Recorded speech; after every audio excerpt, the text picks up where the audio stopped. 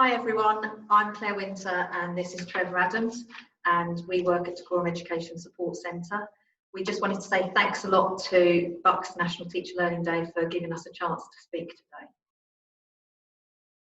Yes, Claire and I both work at DESK, the Clare and Education Support Centre. We are an alternative provision for students at risk of permanent exclusion. Many of the learners in our care are dealing with or have suffered with some kind of trauma in their lives. We work with children from reception age through to Key Stage 4. We also work with school staff and parents across the 9 secondaries and 58 primaries that we work with.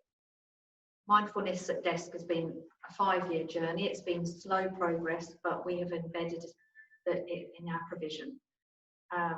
We started with some staff training on an 8-week mindfulness course, and then after 6 months, those staff that chose to do so went on to do individual training so that they could train to teach the Mindfulness in Schools projects programs.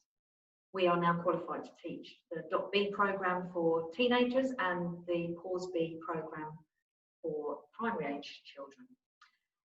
I then went on further to train and am qualified to teach an 8-week mindfulness course to adults. Therefore, we are a self-sustaining model. Yes. My personal journey started when I was a child. It was part of my upbringing and my household. I moved away from it when I was a teenager and I thought it was a bit mumbo jumbo, but then reconnected again in Korea when I studied martial arts. 6 years ago, I came back to meditation and mindfulness through Dr. Dan Siegel, who taught something called Mindsight, which is mindfulness, and I brought that into my classes for teenagers. It's really taught me a lot about accepting and managing my own emotions and understanding other people's emotions, and it's a deepened practice has led to me being more kind and compassionate to myself and to others. It's led to a big impact on the teaching and learning here at DESK, and it's also had a big impact on not just our learners but our staff too. Yeah, and mindfulness was first brought to me actually by Claire in 2015. I remember the head teacher and the deputy head requested that Claire submit a school action plan proposal for up to 60 members of staff to become MBCT trained. It stands for mindfulness-based cognitive therapy trained. Fast forward to 2020, well, here we are now, delivering Pause B, .B Breathe, .B Squared to students in alternative provision and in mainstream schools. We also support parents and teachers with mindfulness and strive to ensure mindfulness stays alive and embedded within the culture of the organisation. Learning how to train the muscle of my own mind through concentration practices using mindfulness has been a core part of this embodied process in developing capacities of heart and mind, cultivation of attitudes of compassion and friendliness and curiosity, which we hope cascades, permeates down to our learners. These days, I can let things go more easily and more skillfully, not as afraid to let things be as I find them in the moment, however uncomfortable feelings or thoughts might be, having more control in setting my own weather pattern, rather than handing over the power to someone else to set it for me. I've also developed greater empathy and awareness when reading the weather pattern of some of our most vulnerable learners, and this can be fundamental with how the next few seconds play out in their lives and in our lives in that moment. So yeah, so in terms of staff and parents, there was a noticeable period of low morale within the organisation. Introducing mindfulness to staff in 2015 couldn't have come at a more fitting time. Some staff were very resistant to begin with, but can now see the benefits. In fact, we've also seen the benefits, and we've also seen transformation within our organisation culture. A certain colleague I always remember was extremely resistant to begin with. She would flip out at the mere mention of the word mindfulness. We barely got the first syllable out and she was gone. However, in line with the whole go slow approach of Mindfulness in Schools project, said colleague has now done a complete U-turn and has attended Mindfulness for Support staff, a course that Clare and I ran. She has even asked for materials to help with anxiety or sleep. She even closes her eyes during the practice, which is a massive breakthrough. So yeah, so it was a challenge, but honestly, through persistence, perseverance, patience, pressing down top-down management to include mindfulness slots into staff CPD, training, carousels, etc., as well as mindfulness training for both Clare and I, have proved beneficial to our organisation and our stakeholders. Yeah, and our outreach staff have been some of the biggest proponents and positive influences on mindfulness. They have been very open to ideas. They bring ideas to us and bounce them off us. One member of the team had a very anxious Year 4 school refuser who they did some mindfulness with and made a breathing one together, and it helped the young girl to then learn and recognise and regulate her emotions and be able to actually step foot in the school gates, which she wasn't doing before. Lots of people laugh about mindful colouring. We do that here. We find it's a very useful tool to settle our young people into a session, and also to help them to reset and to focus on one thing at a time, because sometimes we all struggle to just be focused on one thing, and that's one of the main things of mindfulness, is to bring that targeted awareness to an activity. As far as impact on learners, there's lots of evidence out there now. It's building slowly but surely, that it can help young people with depression, anxiety, stress, to be caring and compassionate, to help particularly with their self-regulation and recognising those strong emotions and what memories might bring up for us in ourselves. There's early evidence that it has an impact on cortisol production, lowering blood pressure, helping with sleep, and it particularly works well with ADHD and ASD students. At the moment, there is a big research project happening with Oxford University, and that's run by Liz Lord, and they're studying 6,000 plus students in secondary schools to see what the long-term impact of mindfulness is on them. So whispers in the powder room of mindfulness being just a fad has now been dispelled, which is good. In fact, mindfulness is not only on the tips of tongues, it's on the tips of fingers in our organisation. So each time staff log on each morning, we're thankful to the ICT and business manager for creating a generic system boot up password that links to mindfulness, so thus sowing seeds of mindfulness into staff consciousness each morning. The journey has to start somewhere, and that somewhere is from the inside out, because young people are excellent at spotting authenticity and realness. And they really can spot if you're not practicing mindfulness yourself. Yes. And sometimes actually young people say, oh, you need to do a .b, or you need to do a little practice. It's really important to embed that language, and .b is part of our language. A .b is a pause, feel your feet, come to your breathing, be aware of what's happening in your body right now.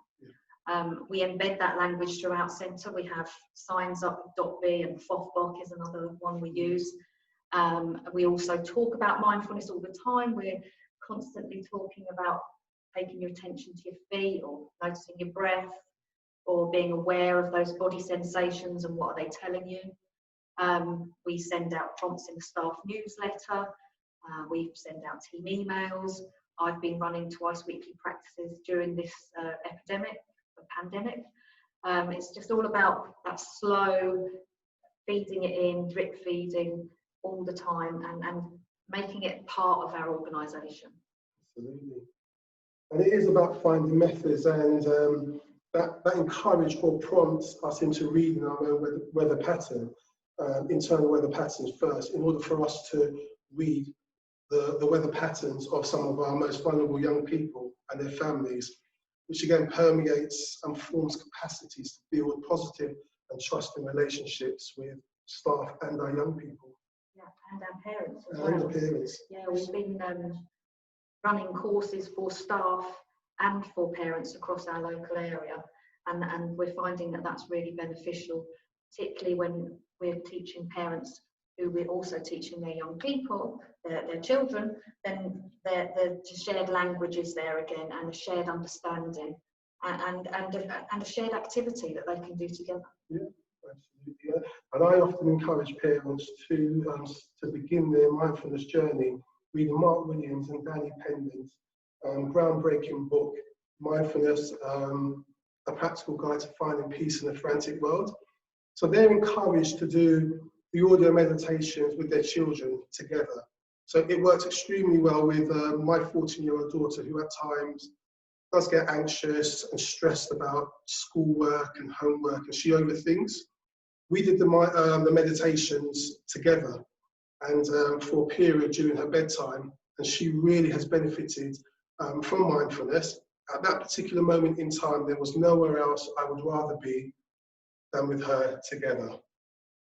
And that's a really nice activity to do together with your children. And it's really nice to actually be able to talk to our students about that and say and show them that we are authentic and that we do practice it ourselves, and that our own children benefit. And again, talking about parents, it's really important for them to see that we are living and breathing what we are explaining to them and telling them would be a good idea to do.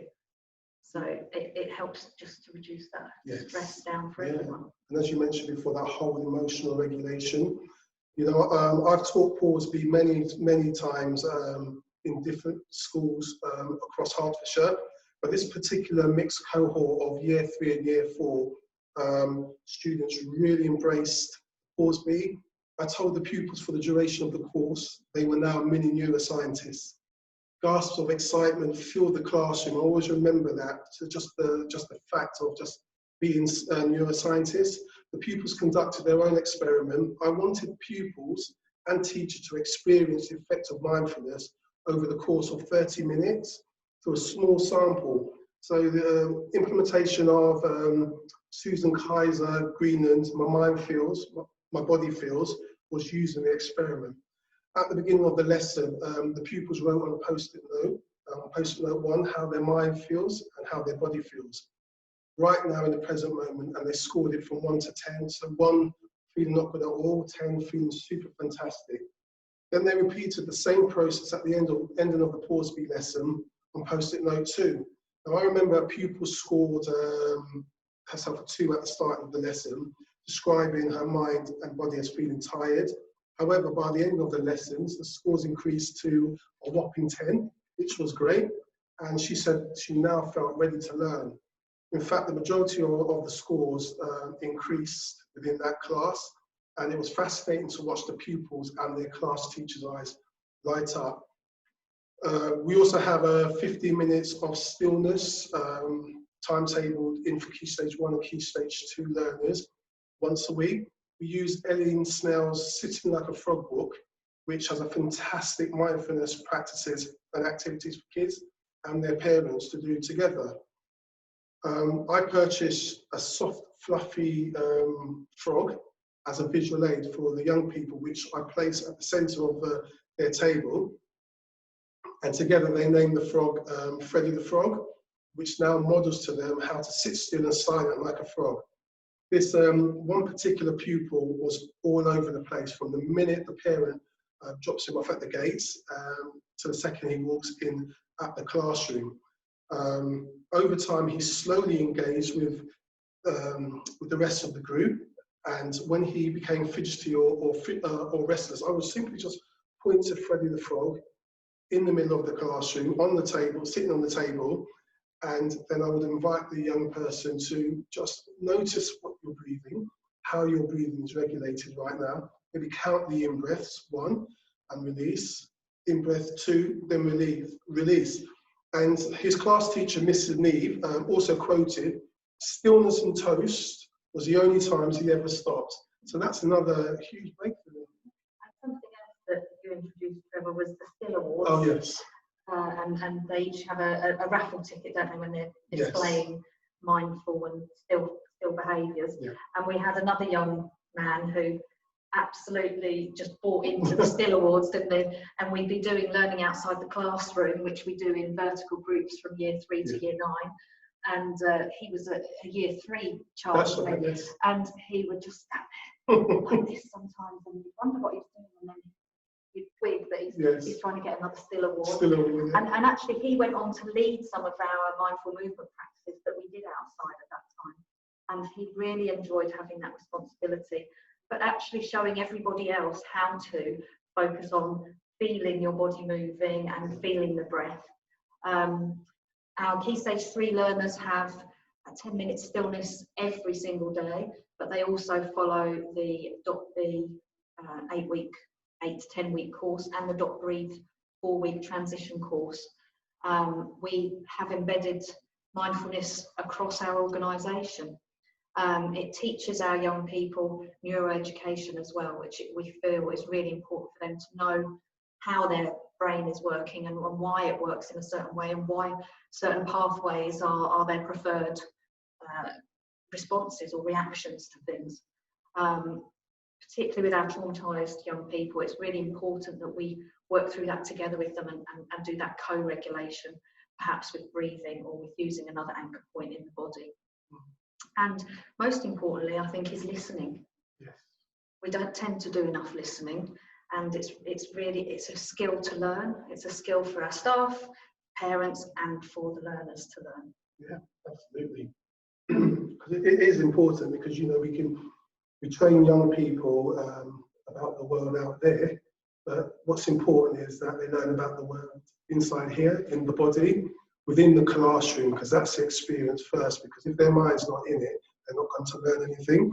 You live most of your life in your mind, so make sure it's a nice place to be. Absolutely. Yeah. And I know Claire's brought a lot of neuroscience, the whole team brain into centre, and it's been really good for the young people because they're so interested in learning about their brain. Out on outreach, we've noticed that referrals are becoming a great deal more complex. Integrating mindfulness meditation into outreach and teaching is becoming more regular. Anger management and mental health issues have just become so widespread since I've started working at desk with many of our students. But by bringing their attention, their focus and their awareness to their breathing, teach them just how to be still, how to sit in silence, has become integral to my delivery and my outcomes. And I hope for them to experience a connection with the heart, body and mind in ways that they have never experienced before. For me, life is sunnier when students are engaged in a mindfulness practice. And I think you've touched on one of the keys there that we talked about before, is that it's really important that we are practicing what we're preaching. Yeah. So it's important, if you're going to bring mindfulness to your organisation, that the people bringing it and the people championing it are people who know what they're doing and are experienced in it themselves. And if you train with Mindfulness in Schools project, they're very, very insistent that this is something that is a skill, and that the practitioners need to be practicing themselves before they can then go on to teach other people. And it's that whole informal practicing and the formal practicing. But we never leave it there. So many of our learners, including parents, struggle with emotional regulation, hence why we encourage young people to share their experience of mindfulness with their families together. And going forward from this pandemic, we think that it's going to be key to helping with that kind of recovery for our young people. Barry Carpenter, who's a big vocal proponent of the recovery curriculum, I saw him speaking yesterday, and he mentioned mindfulness 4 times in his talk as being a really important tool for young people to have. And coming out of lockdown, we will have more traumatised young people with difficulties with emotional regulation and perhaps tech addictions. So this is the right moment for change. And as the Dalai Lama said, perhaps we can bring a sense of oneness to us all. Absolutely. Thank you. Thank you.